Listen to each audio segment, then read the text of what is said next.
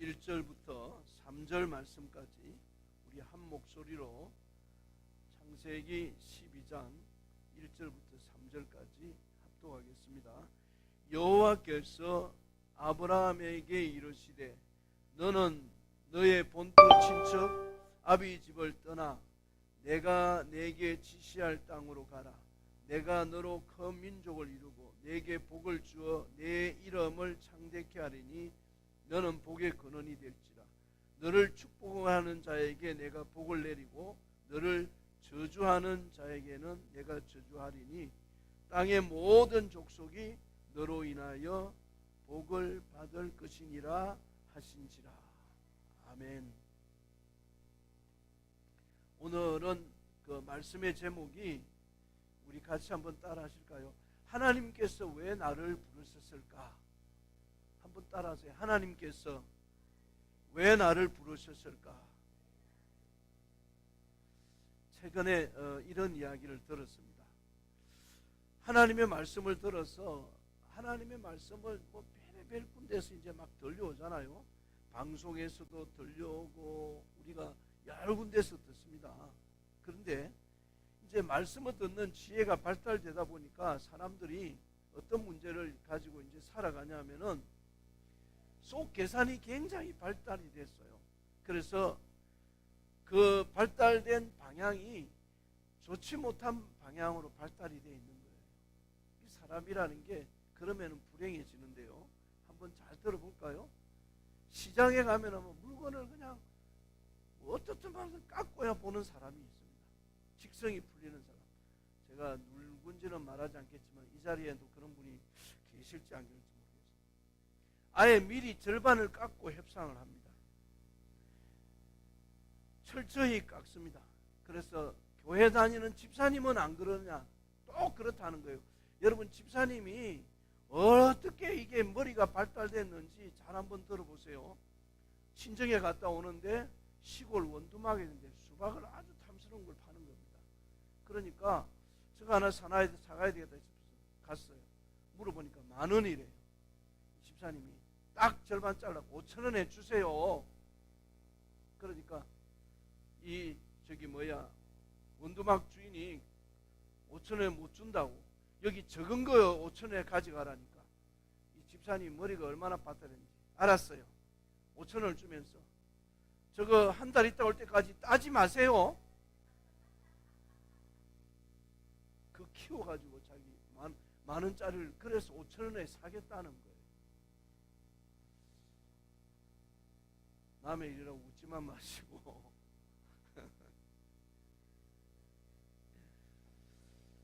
우리가 살아가면서 좀 생각해 보아야 될 게 있습니다. 오늘 이 본문은 아브라함을 부르신 이 이야기는 많은 목사님들이 설교도 많이 하고요. 저도 이전에 이 말씀을 저한테 하나님이 레마의 음성으로 듣게 하셨는데 우리가 꼭 기억해야 될 게 제일 중요한 건 왜 불렀느냐는 그 목적도 모르고 의미를 모르고, 여러분도 오늘 그럴 수 있어요. 세월이 지나면 알게 될 겁니다. 근데 이 말을 잘 귀담아 들어서 들을 수 있는 그런 의식이 있어야 되는데, 그러면은 왜 그랬냐면 세월만 가버리고 허송세월 보내버리면 뭐합니까? 저는 20대 초반에 예수 믿으면서 딱 마음에 결단이 있었습니다. 뭐냐면은 교회 다니는 거, 예수 믿는 거는 단순히 종교인이 되는 게 아니다. 내 인생을 앞으로 어떻게 살아야 되는지 중요한 선택을 하는 것이라는 겁니다. 단순히 교회 다니고 예수 믿고 종교인이 되는 게 아니었어요. 제가 그때 만약에 결단을 잘못했다면 저는 허송세월을 보냈을 수도 있을 것입니다. 여러분 지금 어떻게 생각합니까? 아브라함을 하나님이 불렀을 때는 그 당시에는 수많은 주변에 신들이 많았습니다. 왜냐하면 시대가 어려우니까, 환경이 문화가 발달 안 되니까 사람들은, 인간은 약하니까 뭐든지 신을 만들고 싶은 게 인간의 심리입니다. 그래서 이 나무에게도 나무 신이여 복을 내려주소서. 그럼 신이 되는 겁니다. 자, 아브라함이 이런 상황 속에서 살았는데 아버지 그러면은 데라는 아브라함의 아버지 데라는 무슨 장사를 했느냐? 그 거짓 신상을 만들어서 파는 장사를 하면서 먹고 살았어요. 아브라함도 그걸 깎아가지고 팔았어요. 아브라함이 그걸 팔면서 이건 신은 아닌데, 우리 아버지가 돈벌이 하려고 만드는 신인데 정말 신이 있을 거야. 그리고 그때에 하나님은 그 마음속에 참 신을 찾고자 하는 그 마음을 보고 아브라함이 오셨습니다. 그런데 아브라함에게 하나님이 찾아오셨어요. 근데 하나님이 뭐라고 하냐면은 아브라함에게 찾아오셨어요. 야, 갈대아 우르를 떠나서 네가 살던 그 가족들, 형제들 다 버려두고 너는 이제 내가 가라는 대로 가라. 그러시는 거예요. 여러분, 이 말이 어떻게 들리세요? 그 시대는요, 요즘처럼 이런 문화가 발달이 안 됐습니다. 시족사회, 부족사회입니다. 그들은 집단으로 안 살면은요, 누가 와서 약탈을 해가고 우리 가족을 짓밟아 버리기 때문에 끼리끼리 뭉쳐서 살아야 되는 때입니다. 그런 때에 아브라함이 가정을 떠나고 자기 본토 친척을 떠난다는 것은 생명을 담보로 떠난다는 겁니다. 여러분은 예수를 왜 믿고 교회를 왜 오시는지 모르겠지만 신앙이라는 건 그걸 말하는 겁니다. 그 당시에 우상신들을 다 섬기고 있었어요. 우상 종교는요, 여러분이 기독교와 우상 종교를 꼭 구분해야 될 게 있습니다. 그게 바로 뭐냐면은 우상 종교는요, 다 복을 비는 겁니다. 나에게 복을 주십시오. 나에게 복을 비나이다, 비나이다. 뭐 조씨 가문 박씨 문중에 복을 내려주시고, 첫째 아들 누구에게는 뭘 주시고, 둘째 아들 이게 비는 걸 잘 빌어요. 그거는 우리가 말하는 신에 대한 건 아닙니다. 불교에서도 동국대 유명한 교수가 불교인들도 가짜가 너무 많다는 거예요. 여러분, 불공을 드린다는 말의 뜻이 뭐냐면, 이 동국대 교수가 하는 말이, 불공을 드린다는 말은 내 자신의 복을 비는 게 아니고, 불공은, 참된 불공은 다른 사람들의 복을 비는 것이 불공이라는 겁니다. 그런데 불교인들이 지금 4월 초팔이, 제가 다른 종교에 대한 비방이 아니라 그분이 하는 이야기, 지금 다른 종교, 불교도 초파일에 가서 등 달지요. 등 달고 다 뭐 하는 거예요? 자기 집안을 비는 겁니다. 이번에 제가 이야기 한 번 했나요? 제주도 갔을 때 삼방산 아실 겁니다. 그 밑에 큰 절이 있습니다. 금으로 발라놓은 부처가 앉아서 보면 멀리서도 보여요. 근데 저희 집사람 언니 처형이 교회를 안 다니는 그 삼방산 밑에 갔는데, 아, 여기 절이 있으니까 기운이 좋대. 그러면서 로또를 한 장 사야 된대. 전부 다 깡이요. 그게 무슨 말이냐면은, 하등 종교는 자신의 복을 비는 겁니다. 그 우상 종교는요, 하나님 보실 때는 그건 자기의 탐욕입니다. 여러분, 기독교를 신앙생활하면 이제 여러분 똑바로 믿고 다니셔야 됩니다. 제가 이 말을 하는 거는 기독교를 내 생각으로 잘못 알아서 헛된 허송세월하는 신앙생활을 하지 말라는 겁니다. 오늘 아브라함을 부른 것은, 아브라함을 불러서 아브라함을 통해서 이제 하나님은 시작한 겁니다. 아브라함의 마음 중심을 보고 찾아오셨어요. 야, 죄를, 인간을 만들어서 이 세상에 복을 퍼뜨려야 되겠다. 하나님은 그 중심을 보신 거예요. 그래서 아브라함이 오셔가지고 하나님이 아브라함을 통해서 너는 복의 근원이 될지라, 아브라함에게 네가 복 있는 사람이 되라고 말하지 않았습니다. 너를 통해서 모든 사람이 복을 받게 해야 된다는 겁니다. 여러분, 자 보십시오. 여러분도 생각을 잘 하십시오. 의식이 있고 지식이 있고 사회 경험이 있고 인생 경험이 있는데, 여러분 자신만 복 받는 게 더 중요합니까? 나를 통해서 많은 사람이 복을 받는 게 중요합니까? 욕심쟁이는 다른 사람 복 받는 거 필요 없어. 나만 잘 먹고 잘 살아. 그거는 멸망의 제일 1순위로 가는 겁니다. 그래서 어느 분이 그러잖아요. 자기가 그 티코를 차고 가는데, 옛날에 오래전에 들은 이야기, 여러분 다 아시는 이야기예요. 티코를 타는데 신호등에 탁 걸렸어. 그랜저를 타고 가는 아줌마가 옆에 와서 티코 아줌마를 쭉 쳐다보면서, 어우, 차가 왜 그게 조그만해? 그러니까 작든 말든 무슨 그 관심이냐고. 난 이 차가 좋다고. 그러니까 아우, 그 정도 차는 좀 타고 다니 그렇잖아. 그러니까 그리고 또 갔어요. 다음 신호등에 또 같이 걸려서 쳐다보면서, 어우, 밥이라고 다니지 저것도 차라고 타고 다니냐. 그러니까 이 아줌마 열받아 한 거예요. 너 뭐 큰 차가 다냐? 그러다 또 이제 또 가다 신호등에 또 걸렸어. 세 번째. 나 그런 거 안 타고 다닌다. 그러니까 이 아줌마 열받아. 야, 내가 타고 싶다는 줄 알아? 이거는 내가 벤츠를 사니까 이거 그냥 거저 준 거야. 응? 알고 좀 그랜저 타고 다니는 주제. 그 사람이 무슨 말이냐면요, 이 사회가 조금만 있으면 사람을 얕잡아. 제가 참 가슴 아픈 걸 본 거예요. 참 슬픈. 여러분이 그냥 주일날 교회 와서 들으면서 그냥 듣지 말고 가슴에 새기면서 들으세요. 제가 어린이 대공원에 전도를 갔을 때 어느 젊은 그 애기 엄마가 이제 유모차를 하나 끌고 가고 있었어요. 앞에서 끌고 가는데 애가 귀여워서 저는 쳐다보고 있는데 뒤에 오는 젊은 엄마 둘이가 있었어요.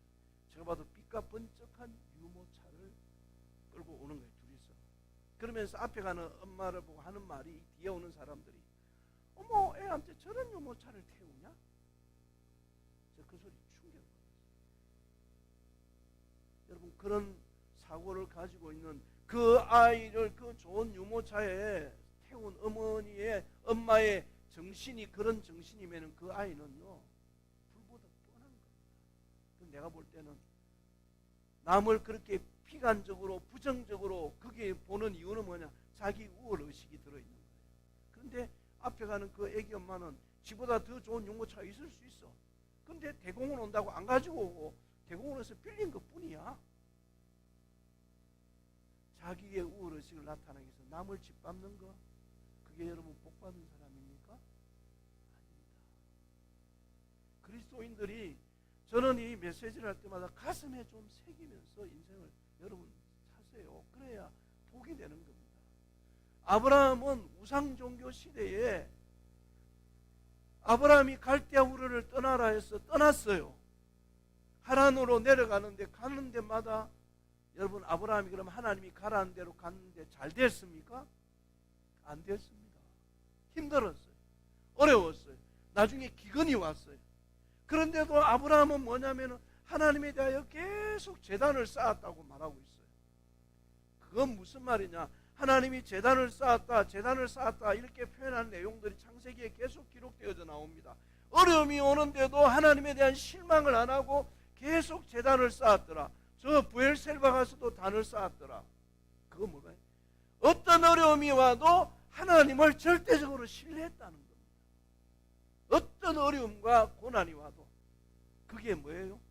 하나님은 지켜보고 계시는 거예요. 네가 나를 어떻게 신뢰하는지. 그거 뭐예요? 아브라함을 하나님의 사람으로 만들어가는 거예요. 놀라운 사건은 보세요. 여러분도 지금 이런 내용들이 여러분 인생에 있으시기를 원합니다. 아브라함이 하나님이 부르신 대로 가다 보니까 다 좋은 게 아니에요. 여러분도 예수 믿는다고 해서 하나님이 복 주고 어느 날 잘 되고 사업이 잘 되고 뭐가 이렇게 다 되는 게 아닙니다. 저도 하나님 앞에 부름받고 30년 넘게를 힘들게 고난 가운데 살아왔는데 하나님은 결코 변함이 없는 분입니다. 하나님의 뜻을 쫓아서 진리를 쫓아서 하나님의 말씀을 쫓아서 살려는 자에게 하나님은 결코 버려두지 않습니다. 축복의 길로 인도하십니다. 왜?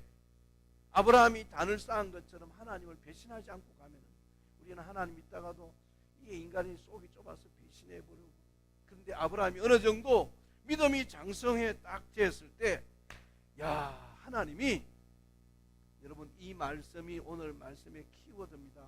귀 기울여 들으시기 바랍니다. 아브라함이 하나님이 원하는 사람으로서 만들어지고 세워져 있었을 때에 어느 날 저 연합군을 결성해 가지고 아브라함이 보니까 조카 소돔과 고모라 성에 쳐들어왔어요.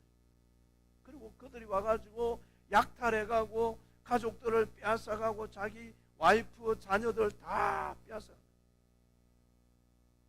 아브라함이 그걸 보는 순간에 저거 내가 그냥 두고 볼 수 없다. 그러니까 아브라함이 너무 봐도 속이 상한 거예요. 왜?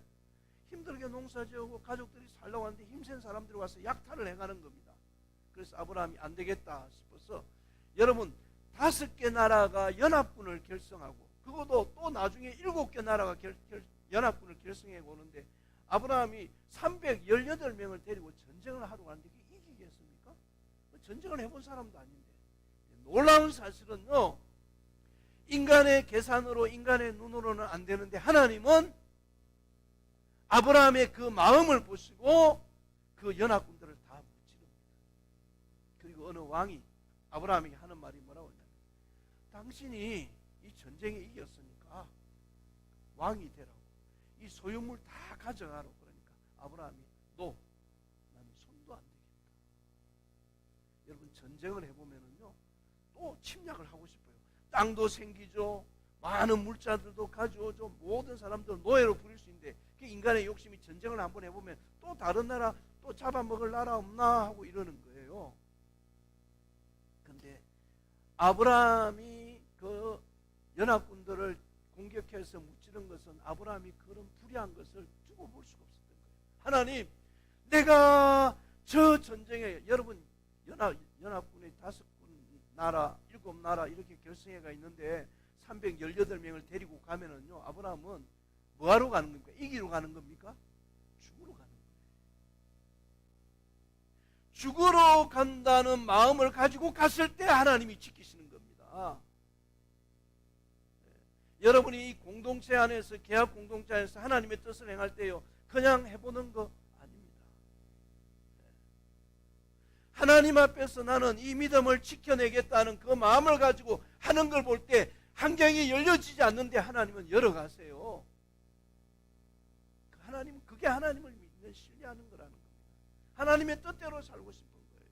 자, 그러면 다시, 다윗은 안 그랬나요?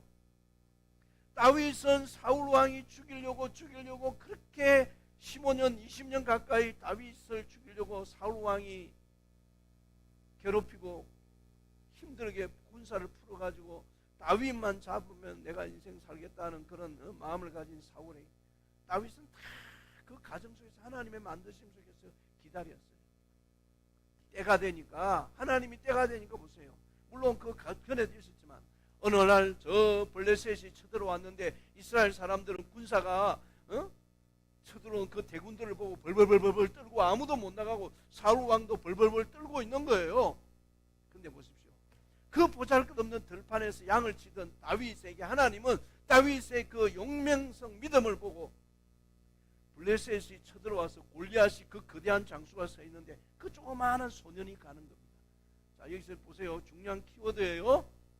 하나님의 뜻을 쫓아서 믿음으로 준비된 사람에게는 하나님은 기회를 만들어 주신다. 이게 하나님의 역사입니다. 다시요. 하나님의 뜻이 변하지 않는구나. 하나님은 정말 믿을만한 분이시구나. 하나님은 약속을 분명히 지키시는 분이시구나. 내 인생은 생명을 걸고더라도 하나님의 뜻을 쫓아서 살아가면 하나님은 나에게 인생의 기회를 주시는 분이시다. 다시 한번요. 요셉을 보십시오. 요셉은 태어나자마자 아버지가 너무 귀여워하니까 형들이 질투해가지고 요셉을 팔아버렸어요. 얼마나 남의 집에 노예로 팔려갖고 그 부잣집의 아이가 얼마나 힘든 세월을 살았어요. 그걸 요셉은, 성경은 원망하지 않았다는 거예요. 하나님이 나를 불러서 만들어가는 가정, 그 믿음의 가정이 되니까, 그리고 갔는데 또 어느 집에 팔려가는데 또 그 집의 부인이 이 요셉의 나를 저 청년이 유혹했다고 누명을 씌웠어. 그래서 또 감옥에 갔어요. 감옥에서 모진 억울한 일을 또 당하고 있습니다. 다 기록되지 않았지만은 그 많은 스토리들이, 요셉의 스토리들이 성경에 나오지 않았지만 있겠죠. 힘든 일을 살았어요. 요셉이 어느 날 만들어지고 나니까 하나님 보세요. 감옥에 있는데도, 도저히 자유의 몸이 아닌데도, 자기 힘으로는 어떤 것도 해낼 수 없는 때이민 그 타이밍인데도 하나님은 보세요. 요셉 감옥에 있는 자를 들어서 하나님은 역사를 이루시기 위해서 7년 흉년 풍년이 들었는데 바로 왕이 도대체 이거 내가 꿈을 꿨는데 무슨 꿈이냐 해결할 사람이 아무도 없는 거예요. 그 나라에 내노라는 다 지혜로운 철학자들도 있고 술객들도 박수들도 있는데 누구도 없는 거예요. 근데 하나님이 어느 한 가는장이 왕이여 제가 옛날에 옥에 갇혔을 때 거기에 갇혀있던 요셉이라는 청년이 꿈 하나는 기가 막히게 해몽을 합니다. 불러보실까요? 요셉이 꿈 해몽하는 소리를 들으니까 바로 왕이 기가 찬 거예요. 기가. 왜?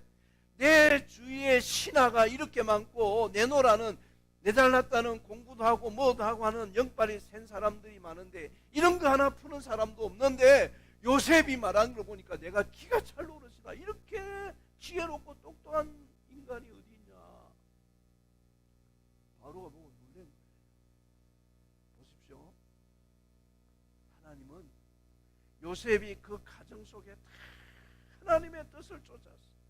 배신 안 하고 보디발의 집에서도 억울한 일 당해도 나는 억울합니다. 나는 속상합니다. 이렇게 말하지 않고요. 오히려 자기 주인의 집에 해가 임할까봐 자기가 누명을 뒤집어쓰고 감옥을 갑니다.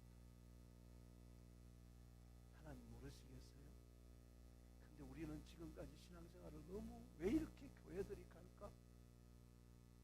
그냥 교인들 복받으래. 여러분 우리가 복받는 것보다 하나님은 우리를 통해서 복받는 사람이 되게 할 때 더 많은 축복이 저와 여러분에게 주어지는 줄 믿습니다. 그게 축복이에요. 근데 누구는 어떻게 되든지 말든지 교회 다니면서 무조건 열심히 하라, 뭐 해라, 복받아라, 복받아라. 기도도 많이 해가 복받아라. 헌금도 많이 해서 복받아라. 제가 보는 기독교 안에서 그 종교는 기독교는 아닙니다. 거짓 종교 아니면 저는 가짜 종교입니다. 하나님은 여러분이 어떤 일을 하는 것보다 하나님을 온전히 신뢰하는 믿음의 사람이 될 때 저와 여러분에게 기회를 주시는 하나님이십니다. 그 하나님이라는 걸 그러기 위해서 저와 여러분을 불렀다는 거예요. 여러분 한 사람이 만들어지기까지도 얼마나 쉽지 않아요. 하나님은 그런데 우리를 만들어가고 있습니다. 왜요? 그래서 부른 거예요. 만드시기 위해서 불렀다고요. 만드시기 위해서. 그냥 예수쟁이 되고 교회 다니고 그러라고 종교인이 되라고 부른 게 아니에요. 좋은 하나님의 걸작품으로 만들기 위해서 하나님은 불렀다고요. 그래서 너를 통해서 복을 받게 만들어. 제가 예수를 안 믿으면은 여러분들에게 복 받으라고 이런 말을 할 수 있는 사람이 되어 있을까요? 아니었을 겁니다. 정말 하나님은 우리에게 믿음의 조상 아브라함을 통해서 하나님은 복의 근원이 되라. 우리를 부르신 목적이 그거라는 거예요. 복의 근원이 되게 하는 거예요. 여기 짧은 본문의 구절을 보니까 2절에 본토 친척 아비 집을 떠나 포기를 하면은 땅, 민족, 복을 주겠다는 약속들이 다 들어 있습니다. 큰 민족을 이루고 내게 복을 주어 너로 통해서 많은 민족이 복을 받게 하겠다. 그런데 이게 자기 자손에게도. 네. 우리는 어떻게 살아야 됩니까? 이 사명을 붙들고 사셔야 됩니다. 이 사명을 붙들고. 이제는 옛날에 내가 야망을 세우고 사람이 자기 꿈과 계획 없는 사람이 어디 있겠어요? 그런데 성경은 뭐라고 하냐면 꿈과 계획도 하나님 안에서 세우라는 거예요. 잠언은 이렇게 말하고 있습니다. 사람이 자기 마음으로 그 길을 계획할지라도 그 걸음을 인도하시는 분은 여호와 하나님이시다. 사람마다 자기 야망이나 꿈 없는 사람 어디 있겠어요? 나 자식 이렇게 키우고 싶고 나 인생 이렇게 살고 싶고 그거요? 하나님 없이 세우면 오히려 재앙입니다. 하나님으로 인해서 세워져야 한다는 거예요. 그래야만이 그게 자녀들에게도 가족에게도 인생에게도 복이 된다는 겁니다. 그래서 우리를 불렀다는 거예요. 복의 근원이 되게 하라고. 성경은 이 환경 속에서 우리에게 이 사명을 붙들고 살아야 된다는 것을 말씀하고 있습니다. 어느 교회 집사님이 교회를 섬기면서 이제 뭐 본인이 생각한 교회 앰프를 새롭게 다 해놨습니다. 업자가 와서 이 앰프 정리를 할 때마다 식사를 대접을 해줬어요. 그 이제 이 공사를 하신 분이 내가 지금까지 대한민국의 숱한 교회들을 다녀봤지만은 이렇게 정직하게 올바르게 대해주는 분이 없었다. 다 공사하면 뭐 얼마만 있다가 보내드릴게 해가지고 숱하게 지금까지 뭐 8년이 돼도 돈 못 받은 그 교회도 있다고. 돈이 없으면 못 보낸다고. 그런데 이 교회는 보니까 교회가 공사시켜놓고 돈도 안 주고 그러는데 다른 사람이 정말 이 일을 통해서 복을 받도록 한 사람의 역량이 그만큼 중요하다는 겁니다. 한 사람의 역량이. 여러분 복 받아라가 아니고 복을 줄 수 있는 사람들이 되시기 바랍니다. 하나님은 그걸 우리에게 원하고 있습니다. 나사로 때문에 수많은 사람들이 하나님께로 돌아왔는데 타락한 자기의 탐욕을 품고 있는 아간이라는 한 존재 때문에 민족이 다 재앙을 입습니다. 저는 개인적으로 제가 지금도 인생을 이렇게 목회하고 살아가지만 저로 인해서 제 후손들에게 저로 인해서 더 많은 사람들에게 축복에 대기하기 위해서 이 일을 하고 있습니다. 지금 새알려 보니까 저희 교회와 저희를 통해서 목사님이 14분 배출이 됐습니다. 네. 여러분은 뭐 목사님까지 배출 아닙니다. 우리 자신이라도 잘 만들어야 가야 되잖아요. 그게 복의 근원이 됩니다. 다 그런 것들은 우리 인생에 나타날 수 이야기가 되어져 가야 된다는 겁니다. 우리에게 정말 하나님은 이 선은 부족함이 많지만은 우리를 회복해 하시는 분은 하나님이시라고 표현을 하고 있습니다. 유명한 그 미국의 릭 웨런이라는 그 목사님이 그런 표현을 했습니다. 이 목사님의 아버지가 릭 웨런의 목사님의 아버지가 목사님이십니다. 그런데 이분이 표현하기를 50년 가까이 목사로 사역했는데 대부분 중소도시에서 어려운 교회를 섬겼다는 겁니다. 아버지는 평범한 설교자였지만은 사명을 가진 분이 있었는데 아버지가 가장 애착을 가지는 게 이웃을 돌보고 적은 교회도 돌보고 세워가는 일들인데 문제는 이 아버지가 그 일을 하다가 노년에 암 선고를 받았습니다. 암에 걸린 거죠.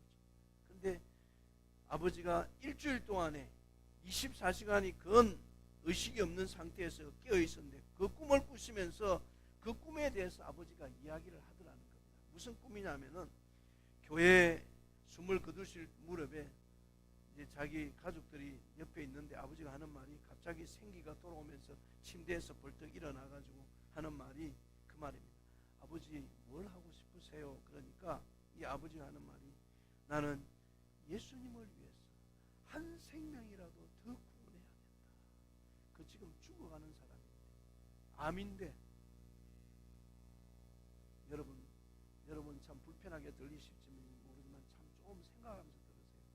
우리는 우리 몸 좀 불편하면 하기 싫어.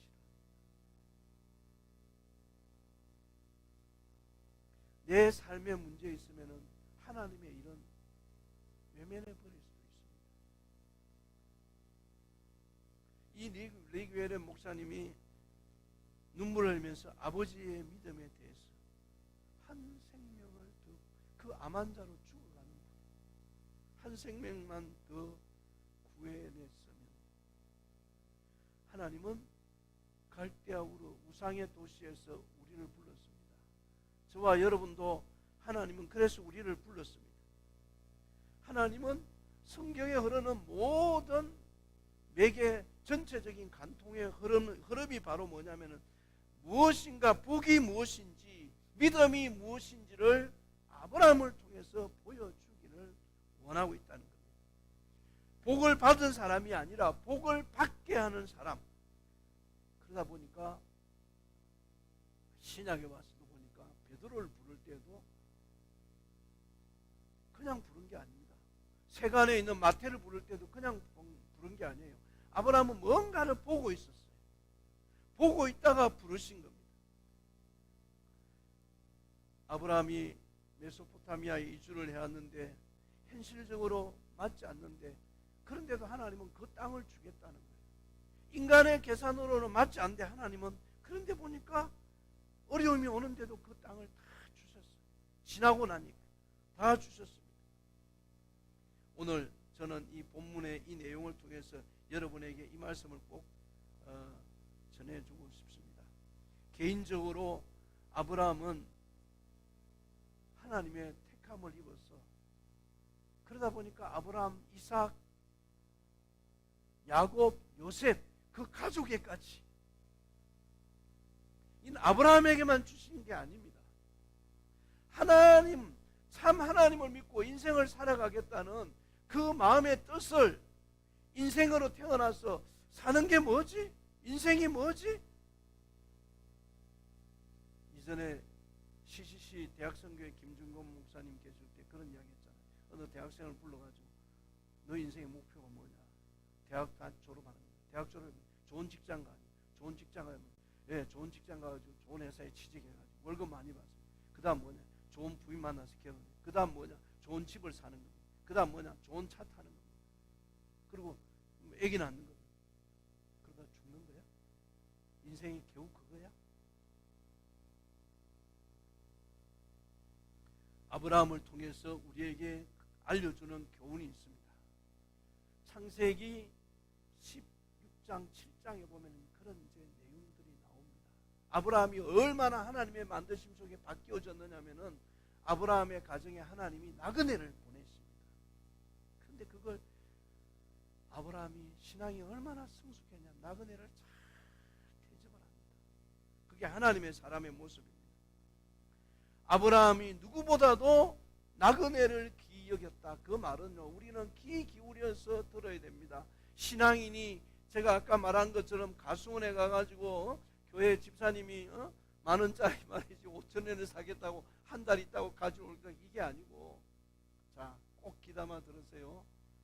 하나님이 우리를 어떻게 복의 통로가 되게 하냐면은, 사람을 제대로 대할 줄 아는 사람이 되라. 나그네를 잘 대했단 말은 그걸 말하는 겁니다. 사람을 어떻게 해요? 우리는 성전에 교회 와가지고 하나님은 보이지도 않았는데 하나님을 잘 섬긴다고 말하고 있습니다. 그러면서 바깥에 나가서는 사람 다 무시하고 그 사람을 통해서 내 욕심만 채우려고 하고, 하나님은 그 신앙을 보고 뭐라 할까요? 너 예수 믿냐? 제가 물에 대한 이야기를 하잖아요. 어느 날 물을 이렇게 마시는데요, 물이 꼴깍하고 넘어가는 거예요. 물이 넘어가면서 뭐라고 하냐면, 네 몸은 물통이다. 물통답게 살아라. 물은 내가 내어주고 내려가고, 물은 맞추어주는 겁니다. 그렇게 가는 게 신앙이에요. 지금 보세요. 아브라함, 요셉 다 어떻게 하고 있는지 보세요. 그건 뭘 말합니까? 이 배경, 아브라함의 배경에 대한 부분들을 건너뛰어서 저 신약으로 넘어오면 하나님이 뭐라고 말하고 있냐, 나그네. 마태복음 25장에 보면은 어느 날 예수님이 종말에 대해서 이렇게 말하고 있습니다. 내가 옥에 갇혔을 때 돌아봤느냐? 헐벗었을 때 누가 옷을 입혀줬느냐? 굶주렸을 때 누가 먹을 걸 줬느냐? 아팠을 때 보살펴 줬느냐? 안 했다는 거예요. 그런데 예수님이 하는 말이, 이 헐벗었을 때, 먹지 못하는 자 돌볼 때, 그리고 아팠을 때 보살펴 주는 것, 지극히 작은 자의 나에게 한 것이다. 그 무슨 말을 우리 교회와 저와 여러분에게 했겠습니까? 사람을 존중히 여기는 것이 하나님을 섬기는 것이다. 여러분, 가정 안에서도 부부가요, 물론 연약함이 많죠. 같이 살다 보면 인간도 연약함이 많고 아내도 부족하고, 여러분과 저도 마찬가지예요. 제가 어떨 땐 저를 봐도 부족한 것이 많은데, 그런데도 뭐예요? 맞추어주고 같이 가는 겁니다. 그러면서 그 관계 안에서 존중이 여겨야 돼요. 우리는 내 마음에 안 들면 다 무시해버리잖아요. 신앙이라는 건 나로 인해서 복을 받게 하는 겁니다. 그러기 위해서는 내가 어떻게 해야 되나요? 사람을 존중히 여기라는 겁니다. 여러분 보십시오. 여러분이 살아가다가 주변 사람들에게 사람을 존중히 여기면은 하나님은 때가 되면은 그 사람을 통해서 저와 여러분이 어떤 역사와 기회를 허락해 주실지 모릅니다. 그럼 우리 지금 살아가는 세상은 한번 보십시오. 사람을 존중히 여깁니까? 틱고 아줌마처럼 사람을 존중히 여길까요? 어느 집을 가지고 있는 분이 세입자를 존중히 여길까요? 어떻게 하면 4년만 지나면 내가 저건 쫓아내든지 월세를 올려받겠다. 이게 보편적인 사람들. 저는 집이 있으면 저는 깎아주겠어요. 솔직히. 그 사람의 행편을 보고 선택권을 주겠어요. 인상해 줄 수 있는 환경이 되면 인상을 조금이라 해주십시오. 만약에 당신이 삶이 정말 어려우면 제가 이번만큼은 양보하겠습니다. 집이 있으면 그렇게 하고 싶어요. 네. 목사님은 없어서 그런 거 아닙니까? 했는데 no. 하겠어요. 남들보다 적게 받는 거. 제가 왜 장안평에 있는 새소망교회 집사님을 그토록 저에게 건강을 돌봐주고 약도 가면 챙겨주는 그 집사님이 제가 왜 소중하겠냐? 그분이 집을 지었을 때 그 당시 우리나라에 저는 아침에 눈을 뜨면 신문에 전세 대란이 일어나서 많은 사람들이 자살을 하고 그랬어요. 꼭 아침에 눈 뜨면 두세 명씩 그 비참하게 사는 게 자기 거주할 집이 없는 것 때문에 죽는 사람이 죽어나가는 거예요. 그분은 어떻게 하시는지 아세요? 오히려 어려운 분들 집세를 깎아줬어요. 제가 그거 보고 그 집사님 보고 참 놀랐어요. 야, 저분이 근데 놀라운 건 얼마나 하나님이 그 가정을 지금 얼마나 축복을 하시는지. 그 집사님도 건강하게 살아가시고 지난번에 한번 힘이 들을 때 저도 가서 그 약국 개업할 때도 기도해주고 하나님이 약국에 찾아오는 분들 우리 집사님께 모든 사람들이 복을 받게 해주십시오. 아이들도 잘 커서 제가 그 아이들이 그 아이들을 어릴 때 저도 제 손으로 키웠거든요. 같이 살면서 한 놈은 의사가 되고 하나 네이버에 근무를 한다 그러더라고요. 저희 지난 교회 저희 교회 왔다 갔어요. 저보고 큰아빠 매일 그러고 있는데 부모가 그렇게 사니까 여러분 신앙이라는 게 뭘까요? 하나님이 왜 우리를 불렀을까요? 저는 오늘 이 메시지가 여러분에게 정말 살아난 여러분에게 축복이 되셨으면 좋겠습니다. 거기에 꿈을 꾸세요. 하나님은 살아계십니다. 나는 하나님 앞에서 복을 줄 수 있는 사람으로 살아가고 싶습니다. 이 믿음이 저는 제가 이 마음을 담아서 여러분에게 축복을 드리는 것처럼 여러분의 삶에도 여러분의 가정에도 이 축복이 흐를 수 있기를 주님의 이름으로 축원드립니다. 멋있는 사람들 되십시오. 정말 멋있는 사람들 되십시오. 기도하겠습니다.